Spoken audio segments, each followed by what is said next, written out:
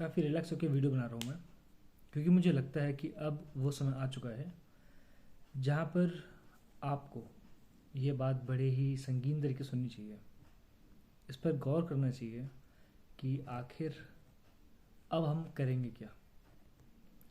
Hey everyone, my name is Manish Bachwani. मैं एक certified teacher हूँ class 10th physics, chemistry and maths के लिए। मेरा यूट्यूब चैनल है जिस पर आप ये वीडियो देख रहे हैं ऑलरेडी। मुझे लास्ट 4 साल का एक्सपीरियंस है as a TGT mathematics and science. मेरा ये वीडियो बनाने का मेन मोटिव ये है कि आखिर अब हमारे पास बोर्ड एग्ज़ामिनेशंस के लिए सिर्फ 100 दिन बचे हुए हैं। तो इन 100 दिन में बच्चे बहुत सारे हर्डल से जाएंगे। कुछ तो बच्चे ऐसे हैं जिनका अभी कोर्स ही पूरा नहीं हुआ, कुछ ऐसे हैं जिनका कोचिंग में कोर्स पूरा हो गया, स्कूल में नहीं हुआ, कुछ ऐसे हैं जिनका कोचिंग में भी पूरा हो गया, स्कूल में पूरा हो गया, लेकिन आता कुछ नहीं है। अब प्रॉब्लम यहाँ पर यह आती है कि इन बच्चों की प्रॉब्लम लगभग सेम है कि इनको एक्चुअली में नहीं आता है। क्योंकि अगर टीचर ने 90% सिलेबस अभी तक हो जाना चाहिए, और जो हो चुका होगा मैक्सिमम कोचिंग सेंटर्स में या फिर स्कूल्स में, तो क्या बच्चों को उतना 90% भी आता है? अगर आता है तो ग्रेट, अगर नहीं आता है तो आज उस चीज़ के लिए हमने ये वीडियो बनाई है। तो ऑब्जेक्टिव हमारा क्लियर है आज की वीडियो का कि आखिर हमें किस तरीके से इन 100 दिन में पढ़ाई करनी है ताकि हम मैक्सिमम टू मैक्सिमम 90 से 95% स्कोर कर सकें। तो चलिए हम शुरू करते हैं फर्स्ट चीज़ के ऊपर कि अगर हमारा कोर्स हो गया है, पूरा हो गया है, या पूरा नहीं भी हुआ है, जितना हमारा हो चुका है, तो क्या उतना हमें आता है या नहीं आता है। इसके लिए जो पहला स्टेप एक स्टूडेंट को लेना चाहिए वो ये है कि वो अपने चैप्टर से गो थ्रू करे। वो सारे किताबें खोले अपनी। देखिए, अगर आपको 90% लाना है तो सिर्फ मैथ्स में 90% आने से या साइंस में आपके 90% आने से ओवरऑल आपके 10th में 90% नहीं आ सकते। आपको इंडिविजुअली हर सब्जेक्ट में 90% लाना पड़ेगा, तब आपका एवरेज 90% पहुँचेगा। तो अब ये बताइए कि कितने बच्चों को लगता है कि उनके 90% आ जाएंगे।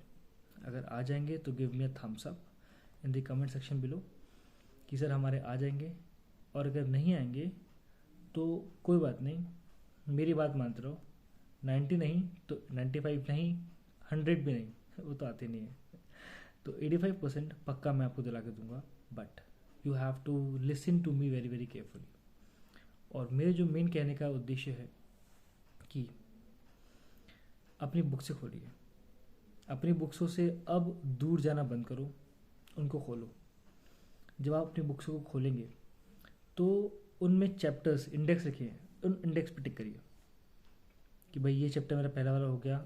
लेटेस्ट से आपने मैथ्स उठाया, मैथ्स में first chapter is real numbers, number system basically. आपने देखा भाई कि हमें आता है, टिक लगा दिया। नेक्स्ट इज पॉलिनोमियल्स, आता है भाई, लगा दिया। थर्ड है लीनियर इक्वेशन 2 वेरिएबल, नहीं आता है, क्रॉस कर दिया। उसके बाद क्वाड्रेटिक इक्वेशन आता है, AP आता है, प्लस पर ट्राइंगल्स नहीं आता है, कोऑर्डिनेट ज्योमेट्री आता है, टिक लगा दिया। ऐसे आप जब टिक करते जाएंगे तो आपको समझ में आएगा कि आपको कितना पोर्शन सिर्फ रिवाइज करना है और कितना पोर्शन पूरा पढ़ना है। ठीक है, ये हमारा पहला काम है। आप साइंस उठाइए, आप ऐसे उठाइए, ऐसे अपना हिंदी, इंग्लिश सब कुछ उठाइए और देखिए कि कितना आपको पोर्शन आता है और कितना पोर्शन नहीं आता है। यहाँ से आपको एक ब्रीफ अंडरस्टैंडिंग मिल जाएगी। नेक्स्ट चीज़, जो बच्चे ये सोचते हैं कि सिर्फ मैं हफ्ता भर मैथ्स लगाऊं, फिर उसके बाद हफ्ता भर इंग्लिश पढ़ूं, हफ्ता भर उसके बाद साइंस पढ़ूं, उसके बाद हफ्ता भर मैं कंप्यूटर पढ़ूं या SST पढ़ूं तो मेरा काम हो जाएगा, नहीं, कभी भी आपका काम ऐसे नहीं होगा।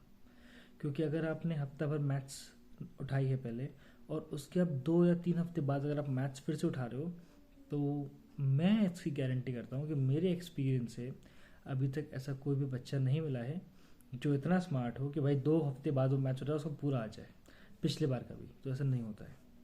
तो आपको सारे के सारे सब्जेक्ट्स, आप हिंदी और इंग्लिश को हटा दो मेरी तरफ से, टेक साइंस, मैथ्स, एसएसटी, इन तीनों को लीजिए आप, और इन तीनों को आप अच्छे तरीके से एक स्केड्यूल बनाइए कि आपको ये तीनों सब्जेक्ट डेली पढ़ने हैं।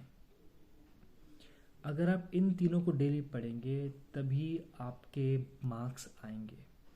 अगर आप इन तीनों को डेली नहीं पढ़ रहे हैं तो कहीं ना कहीं आप कमी कर रहे हैं। ठीक है, इतना क्लियर हो गया। क्या है भाई कि हमें डेली इन तीनों सब्जेक्ट को पढ़ना है, पहली चीज़। नेक्स्ट, मैथ्स, साइंस और एसएसटी पढ़ने का एक ब्रीफ तरीका है। हमें गधे की चाल नहीं चलनी है कि भाई हम चैप्टर लगा रहे हैं तो 4 घंटे बस हमने मैथ्स ही लगाते रहे, पता चला भाई नींद आ रही है, अब स्कूल का भी काम करना है, प्रोजेक्ट भी बनाने हैं, कैसे करेंगे, हो गया पूरा काम, बस आज मैथ्स ही लगा पाए, साइंस के लिए टाइम ही नहीं मिला। कैसे? अगर ये स्ट्रैटेजी है तो मेरे हिसाब से ये स्ट्रैटेजी बहुत गंदी है, क्योंकि इससे सिर्फ आप मैथ्स ही लगा पाओगे, साइंस और एसएसटी नहीं पढ़ पाओगे।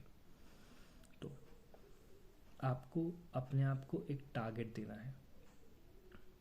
टारगेट कैसे देना है? सपोज करो आपने साइंस उठाई, आपको साइंस में मैं कह रहा हूँ कि आप डिवाइड करो, 2 दिन फिजिक्स, 2 दिन केमिस्ट्री, 2 दिन बायो, और आपको 2 दिन में आपको 1-1 घंटा वो सब्जेक्ट पढ़ना है। मैंने कहा पहला चैप्टर लाइट रिफ्लेक्शन रिफ्रैक्शन, 1 घंटा आपको देना है। 1 घंटे में आप उस चैप्टर को पूरा अच्छे से पढ़ो, आप उस पर बेस्ड क्वेश्चंस करो जो बोर्ड्स में आए हैं, आप उसके न्यूमेरिकल्स पढ़ो आप उस पर जो क्वेश्चंस सबसे ज़्यादा टफ लग रहे हैं आपको, जैसे refractive index is a topic जो कभी कभार बच्चों को टफ लग जाता है, उस पर से एक आध क्वेश्चन टफ बन जाता है, या कभी लेंस फार्मूला पे बेस्ड क्वेश्चन आ गया अच्छा सा, बच्चे समझ नहीं आ रहा है क्या करें इस पर, तो आप उस पर काम कर सकते हो। फिर उसके बाद आप आओगे इलेक्ट्रिसिटी पर। ये हो गया, आपको एक हफ्ते में 2 घंटे फिजिक्स, 2 घंटे केमिस्ट्री, 2 घंटे बायो देना है। अब आई मैथ्स की बारी। मैथ्स में टारगेट कैसे दे? क्योंकि भाई जिनका कोर्स हो गया है उनके लिए ठीक है कि भाई सर ने पूरा करा दिया, अब सर हमें वर्कशीट दे रहे होंगे कोचिंग में या स्कूल में हमें वो दे रहे होंगे, वो तो ठीक है, उनका रिवीजन हो रहा है बट जिनका नहीं हुआ उनको रिवीजन भी करना है, और उनको जो अभी सर पढ़ा रहे हैं स्कूल में या कोचिंग में वही पढ़ना है। तो प्रॉब्लम कहाँ आएगी? प्रॉब्लम यहाँ आएगी कि सर हम ये लगाएं या ये लगाएं। क्योंकि अगर मैं आपसे बोलूं कि मैथ्स में आपको डेली रिवीजन में कम से कम 20 क्वेश्चंस लगाने हैं, आपके पास बचे हैं बस 100 दिन। अगर मैं 5 नवंबर से बात करूं, 5 नवंबर से 5 दिसंबर, 5 दिसंबर से 5 जनवरी, 5 जनवरी से 5 फरवरी, 90 डेज हो गए। मैं चलो यहाँ से आपको मान लेता हूँ कि भाई यहाँ से आप 10 दिन और ले लो, 15 तारीख, 15 फरवरी तक की आप डेट ले लो भाई, यहाँ पर आपको मिले 100 दिन।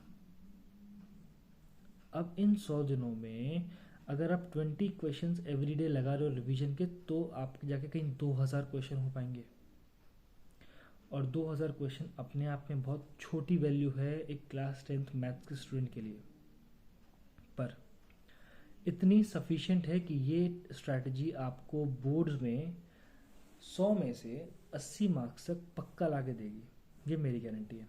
80 के आपके 90 भी मार्क्स आएंगे, पर आपको रिवीजन में डेली 20 क्वेश्चंस लगाने होंगे।